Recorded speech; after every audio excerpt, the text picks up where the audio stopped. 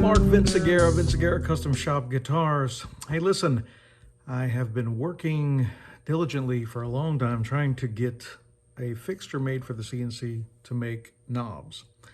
And that has happened. So basically, instead of going through the whole thing on showing you what I did and how I did it and all that, I'm just going to do a time-lapse video of the whole process of what I figured out. Now, this is still a work in progress.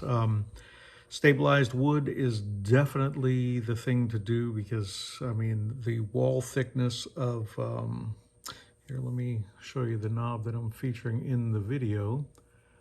The wall thickness under there is crazy thin, and where I screwed up with this one, you see that little divot?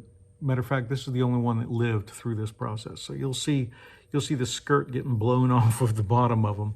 I did some flat top ones prior to that, which I had the sense enough to stabilize the bottom with super glue. These aren't finished yet, and they'll be finished with super glue. It's not focusing very well, but you know what I'm saying. So I forgot to stabilize when I did the dome top. I didn't stabilize the bottom, the whole bottom of that blank that I had prepared with super glue. Had I done that, I'd have had a good lot of 5 knobs out of that, but that's all right. Man, this is a learning curve for me. Once I get it under wraps, and I will start using stabilized, and I'm going to start stabilizing my own since I have vacuum the whole thing. I just got to build a chamber and get the right epoxy that's water thin. Anyway, enough talk.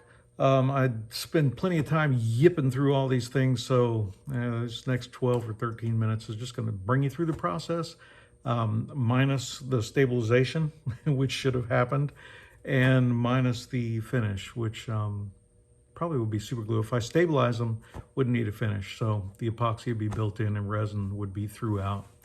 So anyway, enjoy.